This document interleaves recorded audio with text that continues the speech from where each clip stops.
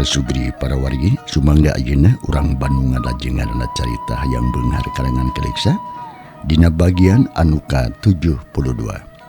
Sakumaha anu parantos di Bandungan dina hanca poe kamari bagian anu ka-71. Pedaran Mang Dedi kabegatuanci dina mangsa madarkeun kaayaan alam pasosore di mumunggang Gunung Parawit nu harita lumangsung tarung antawis aki sanip disarangan kujang Ali Rohman ngalayanan dua tangtungan siluman. Kalayan kasaksian ku sabagian kadang warga masyarakat Ciburial jeung baladna Bah Jari teh.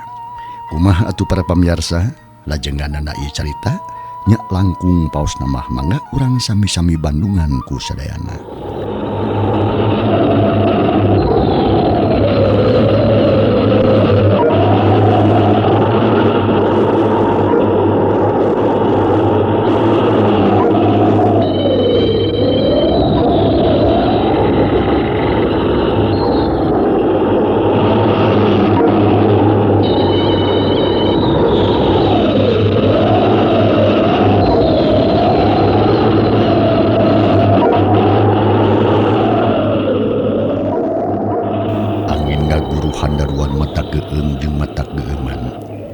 Anuralajo patarungan harita darepak kabe oge pajarkeun teh sieun kasapu ku angin cenah. Sabut keur kitu kelueuh atuh haita aya sora. Mun ditarik handaruan. Manusia goblok. Kunaon ngajeredog wae sia? Ayo maju sia. Musuh anu jangkung badag nang tanggi. Panonam hureleng ka Ari Rohman. Ari Rohman ngabalas di polototan deui atuh jangkung badag teh. Bari jeung teu petot-petot maca ayat anu mati. Kitu deui aki sanip socana mureleng ka musuhna anu penek. Bari jeung ngawajang ajian-ajianana pikeun ngalayanan pangawasa siluman. Sanggeusna teteg hate pok atuh harita aki sanip naharewos ka Jang Ali Rohman. Serang kasep, dorongkeun dua dampaleungeun kana dadah musuhkeun. Ku aki urang bantuan ngan hijab kudu ngagunakeun tenaga batin anu aya. Bagaki abdi parantos saegi. Hartakana aki sanip jeung Ali Rohman ngadorongkeun dampaleungeun ka hareup. Dilempeng kana dada musuh masing-masing. Bareng jeung kitu aki sanip ngagunakeun tenaga batinna. Dibagi dua jeung Ali Rohman. Hiup atuh angin ngaguruh leuwih tarik batan tadi. Malah seot atuh harita aya nu kaluar ti dampaleungeun. Belesat muru kana dada musuhna atuh puguh duanana meuning ngajungkal harita teh.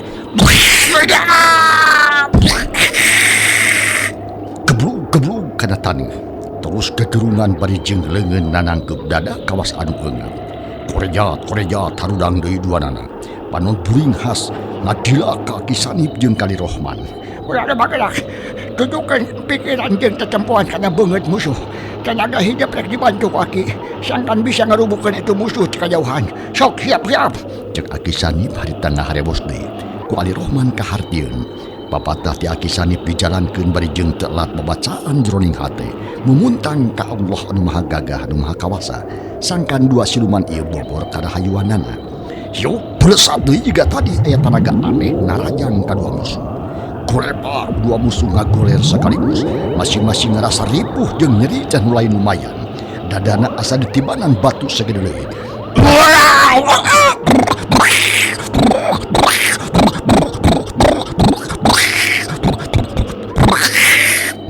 Cek nu jangkung badag ngocea korejat udang deui beli jeung cekrah-cekrah.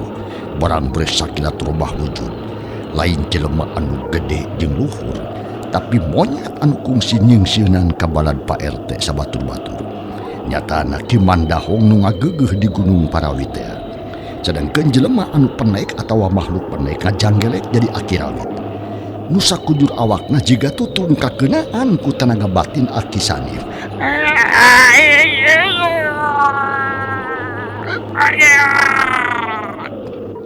Cek aki rawit berjeng ku kuliatan. Panon dipeureumkeun beungeut keuneuk jiga kaduruk. Lila-kulila ngagoler teu empes-empes jiga nu teu aya pisan tanaga. Sedangkeun monyet gede nyerintil Kali Rohman deuk narajang babakuna mah jiga anu ambek pisan. Tapi ku Ali Rohman teu cicingeun. Memeh musuh tepi, dua leungeun Ali Rohman didorongkeun di ka hareup. kalawan jina ciptaan manehna neunggeuh dada musuh. Tetela kajadian di Mandahung harita.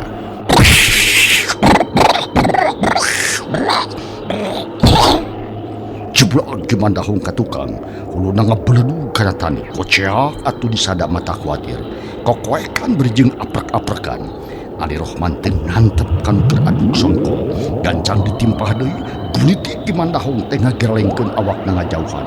Berjeng toleh kokocecetan dijeritan. Antukna koredat hudang deui. Bareng berengbeng teh lumpat ngajauhan. Muru tangkal kiara anu pangbadagna di dinya. Ku Ali Rohman harita teh deuk diberi, tapi dihalangan ku Aki Sanip.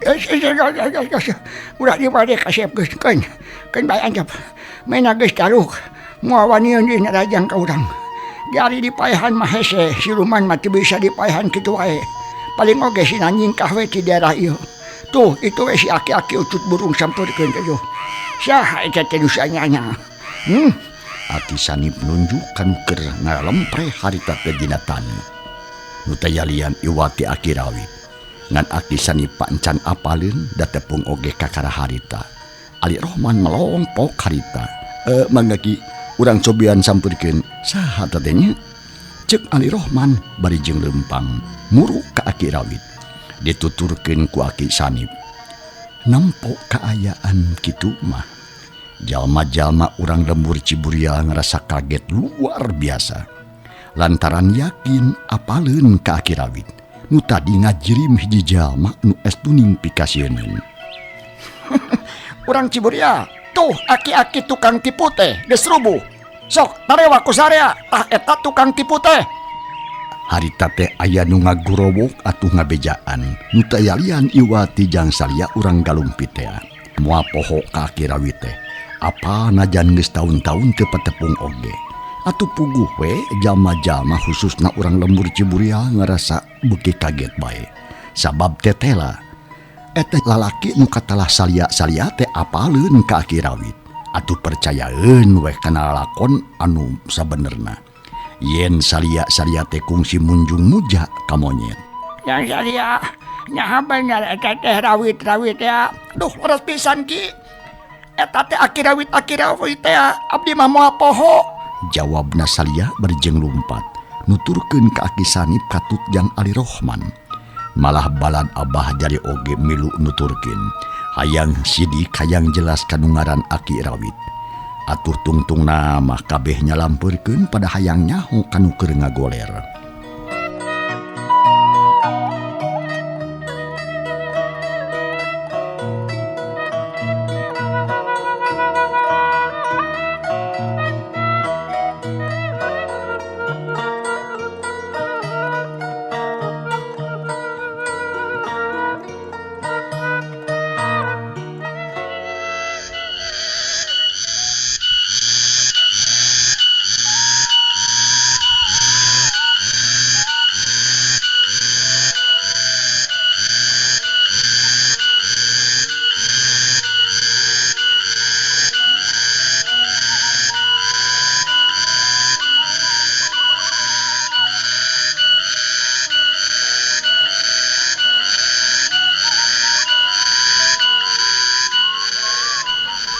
Akhirna jalma-jalma teh ngariung ngalajo Aki Rawit anu ngagoler teu empes-empes.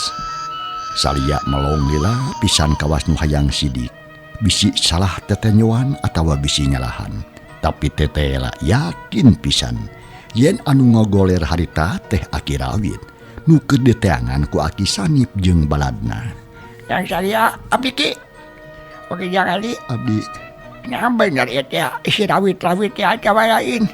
Tadi sing yakin hoya lantaran Aki macan kungsi tepung tajeng bebengokna teh. Cek Aki Sanip bari ngareret ka salia jeung ka Ali Rohman. Pok salia harita. Leres pisan sepuh, ieu teh Aki Rawit teh. Abdi moal kasamaran tinggal ka Baudo Tenyo, sareng moal lepat. Da tos apal. Leres pisan Aki. Ieu teh Aki Rawit. Da abdi ge kantos tepang. Nya ieu pisan anu ngaku ngaran kuncen Gunung Parawit teh. Cek Ali Rohman ge milu ngajelaskeun yen eta teh bener-bener Aki Rawit. Malahan mahjang aruji jeung Bapak RT katut balad-balad nauge sarua ngerebut aki rawit. Da memang heueuh eta teh aki rawit. Ngan sararea atuh ngerasa kaget dume aki rawit geus nyampak dirinya sarta babarengan jeung Kimandahong alias monyet badag teh. Ngan bae teu kuateun kabur ninggalkeun pakalangan tarung aki rawit mah. So kuda tuh kitu mah. Tah lur. Ayeuna mah geus puguh ngagolesok. Talian tah leungeunna terus nyieun deui cikrak hiji. Keur ngagotong aki-aki urus tunyung. Yo ayeuna mah urang balik ka lemur euy. Da anu ditanyaanana geus kapanggih. Cek Aki Sanip ngajak balik ka sararea. Boga niat rek mawa aki rawit ka lembur pikeun bukti ka balarea. Yen anu jahat geus katewak, malahan mah Aki Sanip boga niat rek nyimpang heula ka lembur Ciburial. Tapi samemeh aya nu ngajalankeun eta parentah. Anak korek jahat aki rawit hudang, calagedeg nangtung bangun rusuh. Mata JR beureum beungeut geuneuk di besi atah beuleum. Amek beureun ngadenge parentah Aki Sanip nu nitah nalian leungeunna. Geuk, kunyang ajar. Lo maksudnya ditah nalian kok jai. Kumaha ngina kasih rawit. Nah hayang koyor sia ku aing. Ujug-ujug ngomong kitu we aki rawit teh. Tayohna bae bari ngalempreh teh ngadedengekeun anu ngaromong. Dah henteu kapaehan atawa teu eling. Tapi keur ngarasakeun kanyeri urut gelut jeung Aki Sanip. Ari pangna ngorejat hudang manehna ngadenge ngaran Salia. Peda eta disebut-sebut ku Aki Sanip. Kunaon maneh teh rawit? Nah siapa polotot kitu ka aing? Angsa sia. Nah saha ngaran sia? Make los-los ka. Yo, aing teh suka cerita. Urusan aing dihalangan ku sia. Sok jawab sia. Rek naon sia ngajangkor kaya tempat. Aki rawit popolotot nanya ka Aki Sanip. Sedangkeun aruji jeung Bapak RT katut nu sejena kabeh ge colohok bengong lantaran ngerasa kaget nempo aki rawit nu jadi galak jeung bet aya di dinya deui. Akhirna sararea ngerasa yakin yen aki rawit teh bener-bener tukang tipu. Aki Sanip barang ngadenge omongan jeung pananya aki rawit pok harita. Rawit, aing aja sia datang ka dieu. Pikeun nyangan anu ngaran Rawit jeung Bahil. Si Bahil geus palastra di Joliang hanyapun batu inung. Nuku anjeun dipake alat. Pikeun nipu urang lembur Ciburial. Tah, ayeuna giliran sia anu kudu modar. Tapi ngeunah teuing lamun kudu modar disakaliguskeun mah. Da kulantaran kitu anjeun rek disetorkeun heula kana wajib. Sangkan meunang hukuman nu satimpa jeung kalakuan anjeun sorangan. Yuk. Aing mah urang ka lemur. Aing haja mapageun sia ka dieu. Cek Aki Sanip. Ngomongna daria pisan.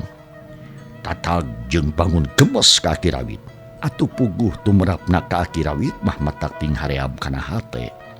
Manehna asa dihina jeung dianggap hampang ku musuhna. Ana hauk nyentak berjeng mundur sabaraha lengkah.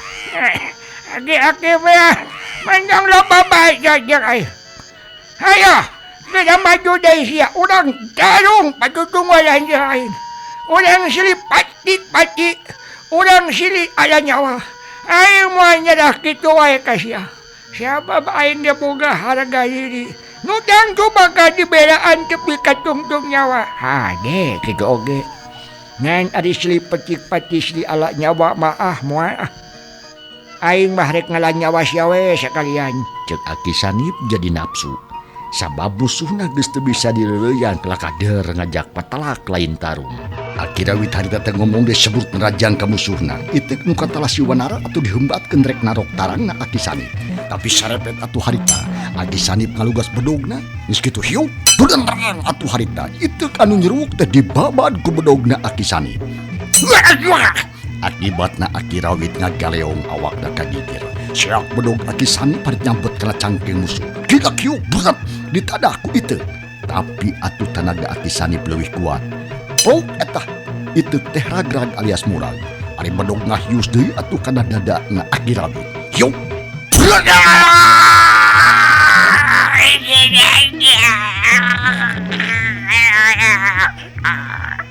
Akirawit ngarengkog barijeng nungkup dada anu katojos bedog na Akisani. Buria getih na bijil, cileng Akirawit muncat ka tukang, atuh puguh we dada anu tatu beuki juung ngabijilkeun getih sina. Mantap kabur sia, mantap mundur sia Dawid. Lain hayang modal sia goin. Akisani bener-bener harita nafsu, bari cileng muncat tubruk kana musuh. Bedog nang ngolepat kana buheung musuh, tapi edas Akirawit terikat keneh ngagilekeun awak. Terus ngajeleng ka gigi, keplos bedog dilepas ngahakan angin teu keuna kana sasaran. Atuh pe. Sia modal. Ai hayang nyaho ya kana ngaran sia. Nah sia nu sia nya goblok. Naon tujuan sia? Aki Rawit harita bisa kena susumbar. Padahal isi dadanang diseruksak urut katojos ku bedogna Akisani. Jeung urut gelutna atuh ngadu tanaga batin waktu tadi. Mantap sabong sia aki peot. Sarua jeung ai sia peot nama. Anu bakal modal sia ti heula. Sia nu geus 10.000. Tapi bisi sia modal bari jeung penasaran. Heuh aing sia dibere nyaho. Aing kacenah sanip jilemur Cigadang. Ngahaja datang ka dieu rek nyegah kalakuan sia nu jahat. Nu geus tegak ngorbankeun nyawa jelema pikeun nyumba ieu tempat. Atuh sajabat kitu aing rek nyegah kalakuan sia nu geus nipu ka urang Ciburia. Ngabobodo sia magar aya harta karun. Buktina mah sia teh ieu geus ngadeuketkeun urang Ciburia ka malakal maut. Sabab tipu daya sia kacina ngabahayakeunana. Dah ku aing rek dicegah sia Rabit. Sarta sia kudu wani tanggung jawab kana nyawa-nyawa nu geus jadi korban. Ulang aja sia sanip. Memang aing diambil hasil sia. Siapa puluhan manusia urang Ciburia geus datang ka dieu. Lamun sia teu ngahayangan geus tangtu kabeh aja dihakan ku Raja Siluman nu ngageugeuh dieu tempat.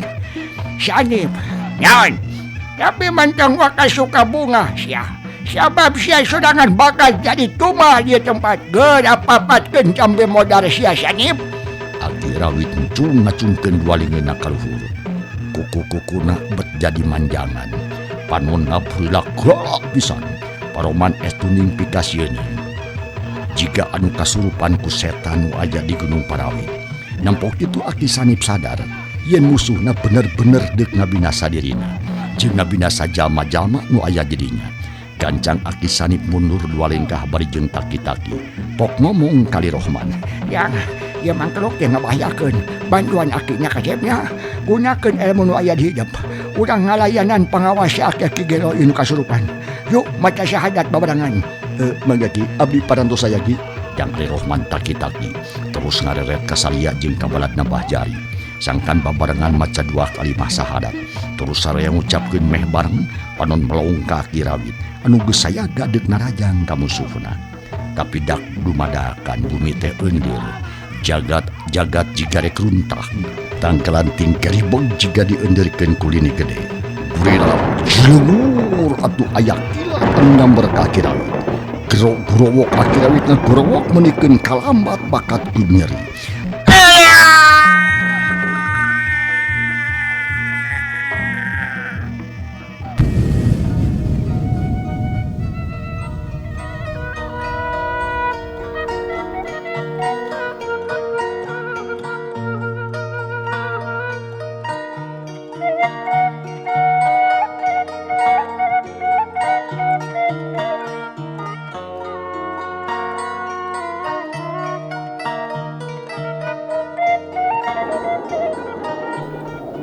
Sora Aki Rawit meuni kalambat. Tapi handaruan aweuhana ting saleor kalebak. Dituturkeun ku sora angin anu teu waleh ngagelebug bae. Kayaan di poncelot Gunung Parawit ngadadak jadi genjleung estu di mata ketir jeung mata keueung. Sedengkeun Aki Rawit teh terus ngarumpuyuk lalaunan buruk nuuh kana tani. Sirahna boborot mani getih ka bentar kilat anu ngajeleger tadi. Mulalajo kabeh colohok bonggong. Teu ngarti kana eta kajadian. Atungan ukur melong teh melong we bari jeung dibarengan ku jantung anu ratu. Keur kitu rieg bumi alam teh asa eundir. Gunung asa reg urul. Jalma-jalma tinerenjag sieun katinggang ku gunung bitu cenah atawa kabantingkeun kalebak. Atuh kabeh jiga teu sadar sakedeung dina kaayaan kitu les. Aki Rawit ngaleungit ilang lebih tanpa karana. Sabada disamber kilat teh terus we. aya anu mawa ku siluman. Waruga Aki Rawit dibikeun ka pihak Aki Sanip. Malahan mah teu ditarima ku bumi, akhirna dibawa ku siluman teuing ka mana. Angin ngaguru handaruan. Aki Sanip tanggah ka Jomantara bari jeung Masya Allah, depikat gitu na eta si Rawit. Manehna leuwih hade dibawa ku siluman jeung Cibacan paeh sampurna. Manehna jiga terido dicokot malakal maut lakah balik ke alam siluman. Hanya aing teu bisa nulungan, teu bisa ngubaran kana paniatan nu kasasar. Ceuk Aki Sanip harita ngarasa kaduhung lantaran teu bisa nyadarkeun Aki Rawit, teu bisa nuduhkeun kana jalan nu lempeng tur yakin dina benerna. Lantaran eueuh waktu da puguh Aki Rawit bener-bener geus dikawasa ku siluman. Kumaha parantos kieu Aki, ka mana Aki Rawit awit teh geuningan teu aya. Ceuk Ali Rohman penasaran. Manehna melong kana taneuh urut ngelesna Aki Rawit tadi. Malah sarea oge bengong keneh jika geuna ku tenung. Aki Rawit geus dikawasa ku siluman. Tadi teh sanyana manehna teh geus sakarat.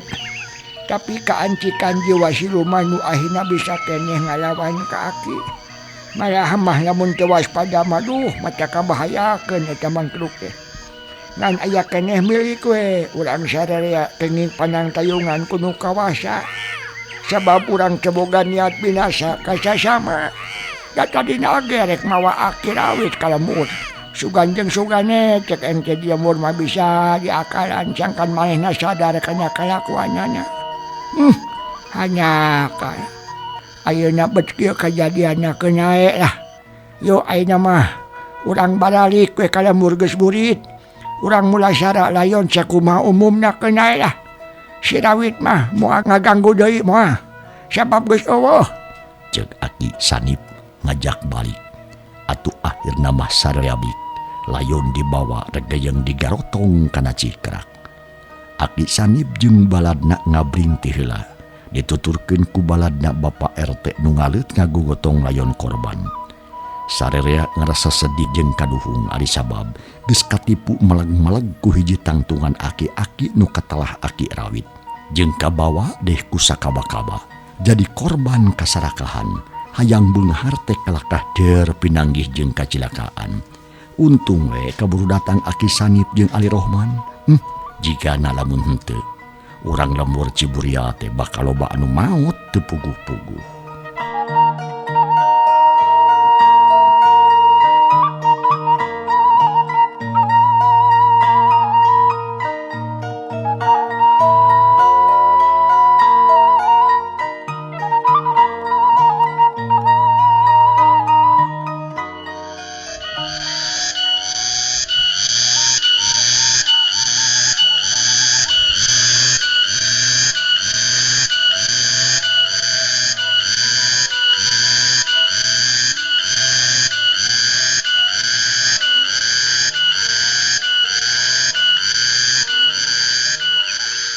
Mata poe beuki condong bae harita teh jiga nu meh antel kana pucuk gunung.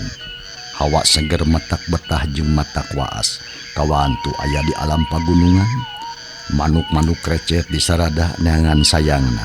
Ngajajakeun anu mulang jiga anu honcewang ditinggalkeun ku rombongan Aki Sanip. Manuk piit atuh sedih kingkin. Cangkurileun ngarasa kareueung. Tikukur ngahruk bingung. Gagak ngarasa nalangsa. Kabeh asa nineung kalengitan balad Aki Sanip anu geus ngabebaskeun Gunung Parawit tina cangkreman siluman monyet. Rombongan Aki Sanip ngahaja teu terus balik ka lembur waru, tapi jelek nyimpang heula ka lembur Ciburial. Pikeun netelakeun kajadian nu lumangsung harita. Ongkoh dihayang nyaho kana kaayaan imah Abah Sarijan nu geus jadi pamatuhan Aki Rawit teh salila masang pitapak. Harita terus we laleumpang mapai-mapai jalan satapak, meuning ngalut atuh mata kelar jeung mata waas. Digendangan ku suragaan tonggeret aya hiji-hiji nu masih keneh di sarada.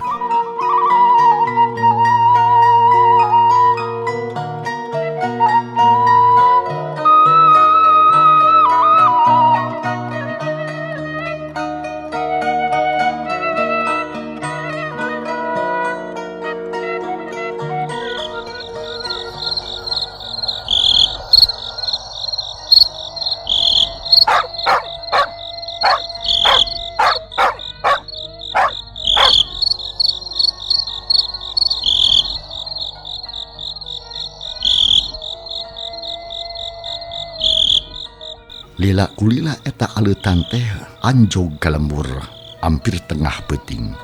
Sabab laleumpangna teu bisa gancang da puguh bari jeung ngagogotong mayit jalan heurin di ongko.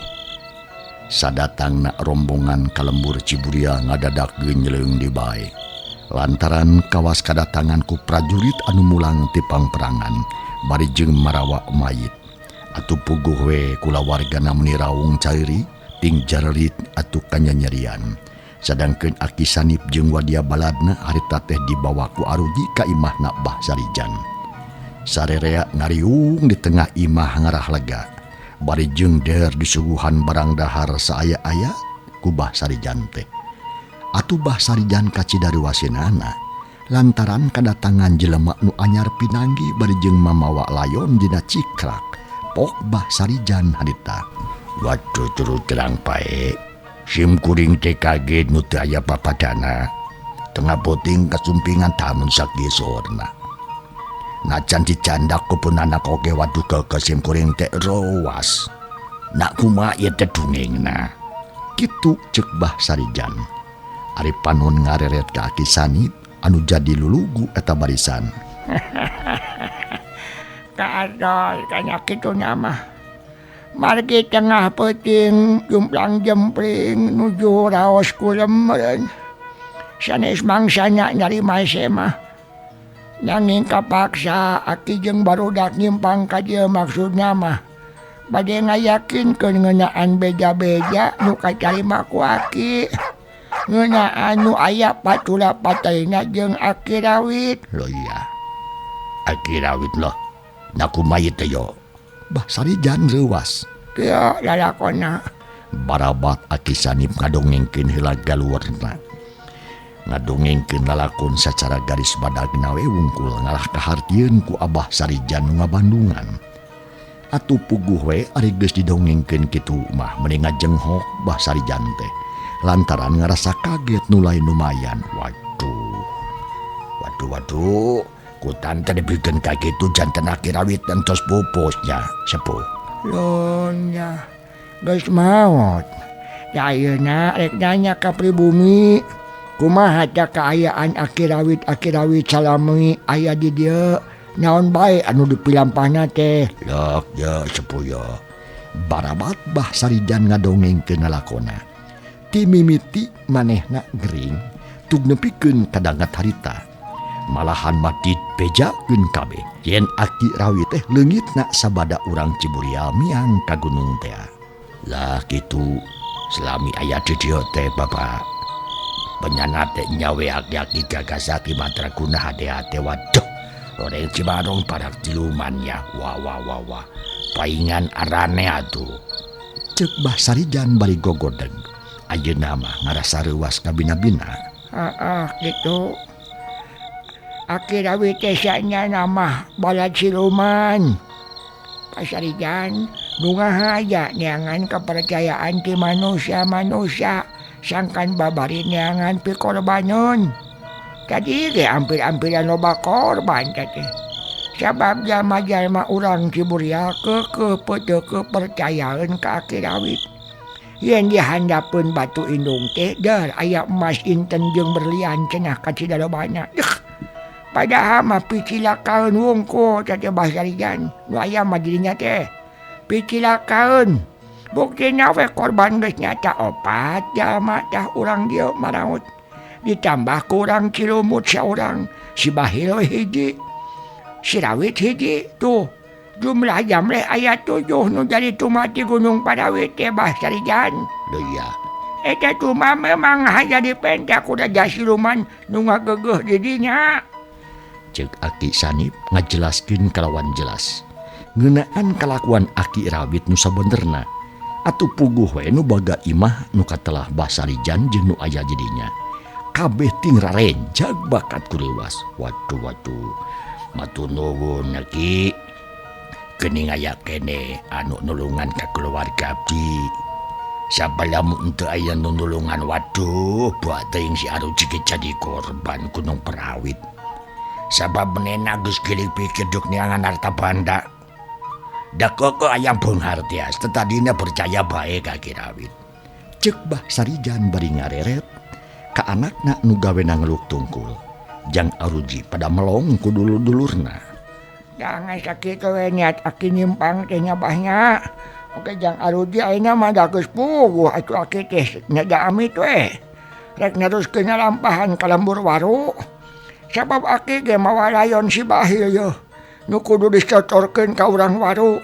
Sabab ieu mangkeluk teh geus lila pada niangan. Perwios ampunannya aki ngaganggu yo. Loh, na enggal-enggalan tinggal tu sepuh, engke eulah tu urang. Nyaneut eulah kobi eulah yeuh. Lamun aki teh mawa layon onya mantang tu we da heula di dieu. Nepi ka beurang isukan. Tapi layon pan kudu buru-buru tepi ka lembur waru. Ngarah teh leupas tanggung jawab aki jeung barudak. Tak kulantaran kitu kebaksa we aki teh. Rek balik ayeuna mak basalijannya. Cek Aki Sanip bari jengcong ngajak sasalaman. Tungtung nama atuh Abah Sarijan ngijinan. Sabab teu bisa ngahalangan. Sabadana sasalaman mah bra rombongan Aki Sanip miang deui ninggalkeun lembur Ciburia deuk ngajugjug ka lembur waru. Abah jari kacidak bunga hinana lantaran ayeuna mah geus hasil newak si Bahil teh. Piraku geus paeh make kabur deui. Sok sanajan dina kaayaan maot.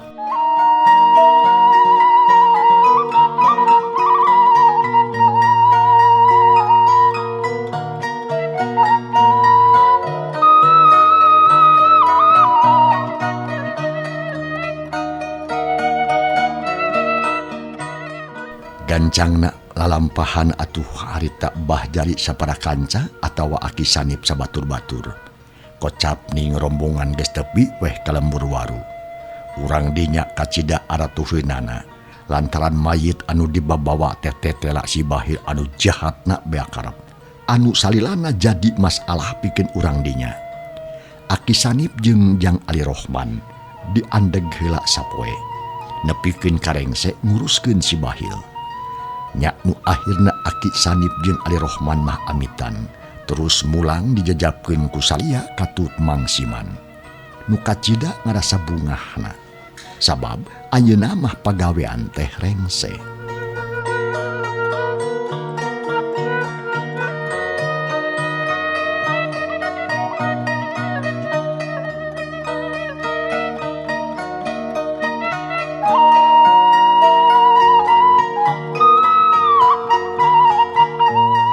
Kasugri para wargi banglu salampahanana Aki Sanip jeung Jang Ali Rohman anu murumulang ka lembur Cikarang.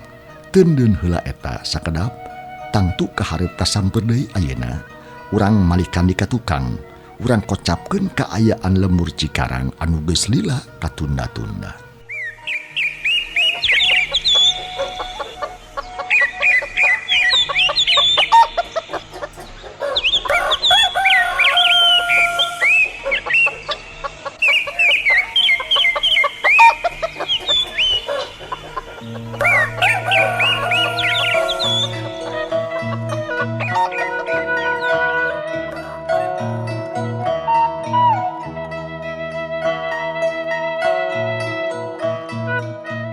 Kasugri para wargi mangsa alam isuk-isuk harita teh di lembur Cikarang geus heubeul ti heubeul teu aya kajadian nanaon.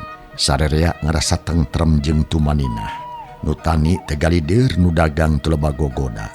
Anu usaha sejenna jarongjon atuh boga rejeki sakitu sakieu ge jadi mangpaat teu matak loba omong jeung teu loba pamikiran. Tapi lalakon acan tamat. Mang Kamin anu masih keneh ngadluk boga urusan jeung siluman Gunung Karuhun geus mimiti nyieun deui gara-gara. Naon sababna? Lantaran manehna butuh ku nyawa pikeun nyumponan caos ka siluman. Harita teh geus aya kana 6 tauna disaprak manehna munjung muja ka siluman. Korban nyawa geus lopat. Malah anakna oge atungan kari dua-duana nyatana Nyi Mimin anu cikal jeung adina anu katalah Udin. Puguh we biiting teh sedih nu teu aya papadana. lantaran harta banda ebet bekelila beki loba. Tapi edas anak nuntutan maraot matakna langsa. Jeung nadai matak heran kacida. Maot nate kabeh ge ngadadak. Teu aya sabab musababna pisan. Akhirna wanci nyapih mangsanya kapan. Cag para pamirsa, ieu carita urang tunda heula. Kumaha atuh lajenganana insyaallah dinten enjing dina mangsa tur acara nu sarua mangga di baris maju bagian anu ka-73. Hatur nuhun kumarupi perhatosan wilujeng kantun kasadayana. Wassalamualaikum warahmatullahi wabarakatuh.